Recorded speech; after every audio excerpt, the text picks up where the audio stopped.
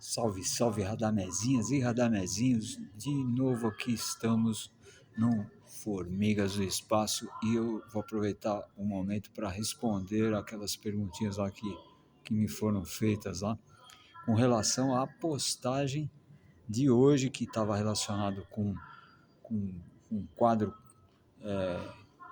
possível quadro clínico bem desfavorável para o meu lado, isso lá em 2014. E aí me perguntaram, pô, mas ele ensina como fazer autocura e tal. Olha, o que acontecia na época lá era mais ou menos uma coisa muito interessante, mas que tudo está no, no reino da suposição, porque são coisas que a gente não tem como provar, então não estou aqui para afirmar verdades absolutas, né? O que rolava é que havia induções onde você relaxava profundamente o corpo todo, relaxava os batimentos cardíacos, e aí você, com os olhos fechados, a sua tela mental era preenchida com exercícios a serem feitos. Então, em algumas dessas vezes, mais particularmente de 2006 em diante, começou a pintar nas saídas a campo, que era uma coisa exclusivamente voltada para a vida inteligente extraterrestre, gente da Confederação de Mundos da Galáxia. Não tinha nada a ver com mística devocional, como ainda não tem, mas começou a surgir a figura do mestre aquele, o Jesus da igreja. E quando essa figura se apresentava, bombava o ambiente de amorosidade, era uma coisa impressionante. Então o que rolava? No começo eu até dava uma pirada que eu falei, não, agora completou o quadro, né? Porque de um lado eu estou com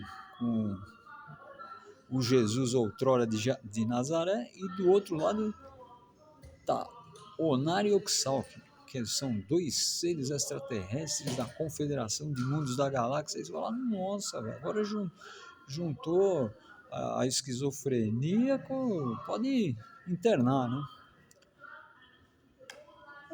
Não era bem assim, mas em suma.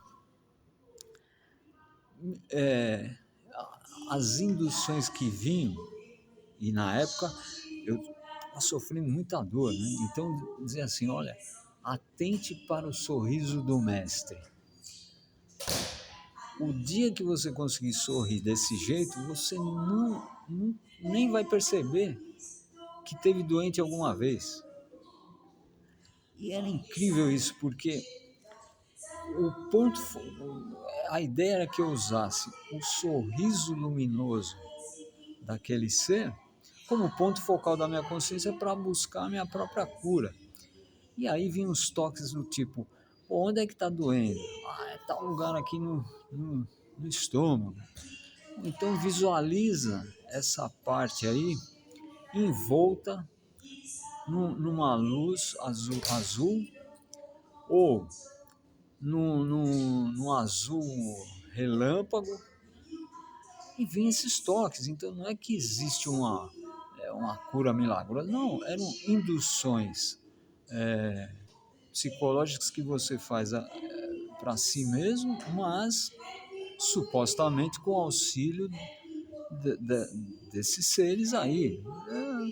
Eu vou falar, não, não são coisas que eu afirmo como verdades absolutas, porque ninguém pode dizer isso, inclusive o nosso próprio suposto contato extraterrestre pode ser tudo. Agora, depois de 40 anos no negócio, você adquire um pouco mais de tarimba, né, para sacar as coisas, né? E como eu não trilho uma senda de mística devocional, eu mantenho lógica e raciocínio, assim, e um raciocínio filosófico também. Então, eu até não sou de crença, não, fico. é, Faz mais de 40 anos que eu observo a experiência com neutralidade e desapego, né? Então, isso é muito importante. Então, não é que tem lá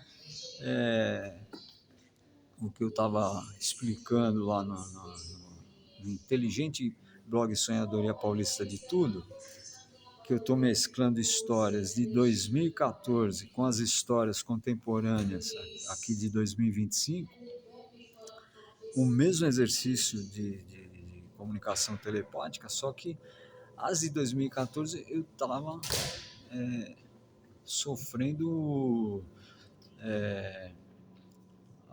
a suspeita de que estava com câncer no intestino e tal, então a coisa estava meio complicada. E por um lado eu estava tranquilo se tivesse que bater com as 10, porque são muitos anos de sacar que a morte não é bem esse negócio que a gente imagina, né? E se você for levar para um lado até mais simplificado, que eu não sei o que tem do outro lado. Ué, se eu não sei, então não preciso ter medo, né? Porque não necessariamente tem que ser uma coisa ruim, mas a gente aqui em São Paulo, no Brasil, é bombardeado com essa ideia. Então, no velório tem que chorar, morreu, é uma desgraceira. Não, então, ninguém sabe. Então, não necessariamente não precisa ser essa tragédia. Né? Então, eu já tinha isso bem arraigado no meu ser, né? E não via, estava já resolvida a minha história, né? Com relação a isso. Aí, o que acontece? Os seres que a gente supostamente tem contato aí desde 1974, em algum momento, até o fundador, fazendo a digressão da digressão, o fundador do projeto, que era a Verônica Pazuello, uma delas, né, que era a Verônica Pazuello, ela colocou o Jesus histórico lá no livro. Então, esse ser aí, esse Jesus histórico, ele já estava relacionado com o projeto Ramo. Só que eu, particularmente, falava de Jesus, essas coisas já me davam um bode, porque eu assimilava tudo isso, ou assimilava não, eu associava essa história ao católico, apostólico romano. Então aquilo lá já para mim eu tinha um, um, levantava barreiras, né? A partir de 2006, o cara começou a aparecer nas saídas a campo. Aí, rapaz, foi muito engraçado, né? Porque a gente estava lá fazendo o protocolo, né? E qual que era o protocolo na época, como ainda é hoje para um monte de outras escolas reservadas e tudo, através da comunicação, você marcava o encontro, tinha algumas diretrizes que eram passadas, aí chegava no dia, no momento, em tal hora, começava a vir comandos simples, né? Olha a direita, olha a esquerda, olha. E aí você olhava, via uma luz ali, como se fosse uma estrela, só que se mexendo. Né? E aí essas coisas iam sofisticando ou ao longo daquele específico trabalho naquela madrugada, ou ao longo de meses e meses dessa interação. Né? Num dado momento, a gente começou a ver com os olhos da mente esse camarada aí que eu brincava, que eu falava, pô, eu tô vendo o Jesus espanhol, né? Porque era o Jesus histórico lá, Era da Galileia, da Palestina, então não é um cara, aquele do quadrinho, né? Loirinho, olho não sei o que, branquinho. Não, o cara é mouro, né? É da Palestina. Se bem que você tem distinções de DNA, vou fazer a digressão da digressão, que vocês já sabem como eu sou. Então, por exemplo, você tem o tibetano do norte do Tibete, ele tem um tipo físico muito diferente do lado do sul, né? Então você pode ter um cara do Oriente Médio meio que cara de europeu. Isso não é tão difícil assim. E aí, se formos levar em conta que Galileia, traduzindo, é pequena Gália, e a Gália era a França, então, por parte de mãe, o Jesus histórico ele era da pequena Gália, era da França, né? Então pode ser que ele tinha uma aparência mesmo europeia. Tudo são suposições, não vou aqui me arvorar em ser o camarada decifrador de DNA, mas em suma, eu estou fazendo a digressão para deixar claro que para mim causava um certo espanto eu ver aquela figura totalmente em desacordo com a geografia do lugar, né? Eu achava engraçado, mas ouvia, né? E ficava na censura, né? Falava, caramba, velho, tem ET de um lado, Jesus do outro, agora é pegar a camisa de força e até logo, né? Porque estamos tudo louquinho, né? Aí as pessoas tinham, no protocolo, falando lá dos anos 80, 90, essas histórias aí de 2006, né? Tinha uma parte do protocolo da saída a campo que se chamava autocontrole. Então você sozinho se dirigia num lugar isolado no meio da mata e a ideia é que você ficasse lá 2, 3 minutos naquele ambiente silvestre, rupestre e tal, e vendo como é que você se comportava naquela escuridão, com os ruídos. E aí supostamente era usada uma tecnologia forânea que produzia barulhos no ouvido direito, no ouvido esquerdo, um barulho de passada bem do seu ladinho ali. Aí você estava ali de olho aberto e não estava vendo aquilo lá, o que estava acontecendo. Então, era para testar. Aí, de novo, supostamente essa tecnologia estava ligada fazendo a aferição do batimento cardíaco, das ondas sonoras, tudo. Então, se o seu pico subisse muito, as experiências diminuíam, porque a ideia não era matar ninguém do coração no meio da mata, né? Então isso aí era chamado de autocontrole lá naquela época. E continua ainda acontecendo essa coisa, né? Ela continua com esse nome, o exercício de comunicação telepática também é um nome que vem dessa época. Não vou afirmar que isso aí é assim mesmo. E aí a gente começou a perceber esse ser nas saídas a campo, e ele causava nas pessoas uma sensação muito boa eu particularmente tinha a impressão que eu tinha daquela entidade é que era um camarada, meu amigão, tipo aquele cara que vai te pegar no colo, jogar pra cima, você vai ficar dando risada, ele vai te pegar no colo de novo. Não era um ser de mística devocional, de ajoelhar, não, era um cara brincalhão boníssimo, brincalhão de extrema amorosidade.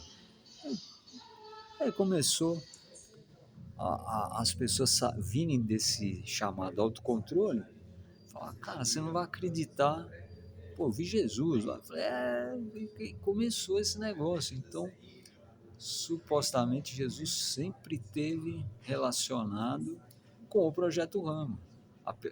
E no próprio livro que a Verônica Pazuello escreveu, foi Semeadores de Vida e o Extraterrestre da Galileia, ela explica lá que em dado momento ela entrou num Chandra. Um Chandra é uma espécie de portal dimensional, e ela foi para um planeta lá, onde se encontravam os seres extraterrestres confederados encarnados do Projeto Rama. Não é que eles são do Projeto Rama, mas eu chamo assim que é para diferenciar o que a experiência que eu tive de outras escolas, aí, de outras escolas reservadas.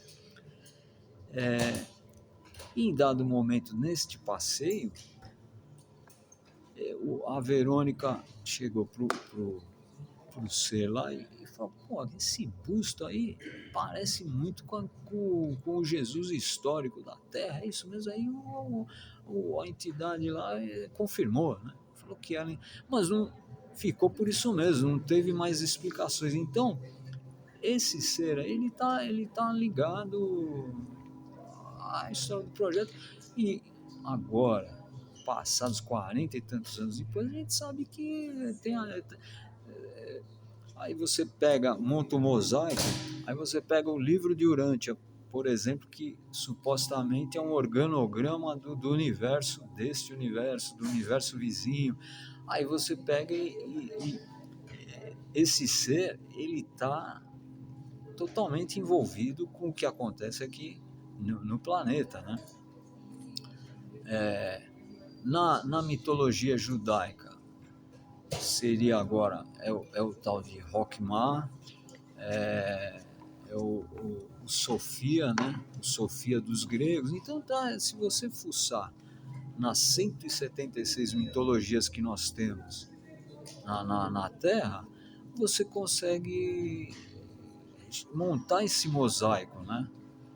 E assim, respondendo, que me alonguei demais aqui, respondendo a, a pergunta, não tem uma receita pronta. O que tem são intuições, toques, diretrizes amigáveis que vêm de fora. No caso da gente, nós dizíamos que o de fora era aquilo que a gente supostamente estava vendo, que eram seres extraterrestres confederados, blá blá blá blá blá blá, né? Então é isso, galera. Não sei se eu respondi como tinha que ser, mas a gente vai tentando. Falou, obrigado, obrigado.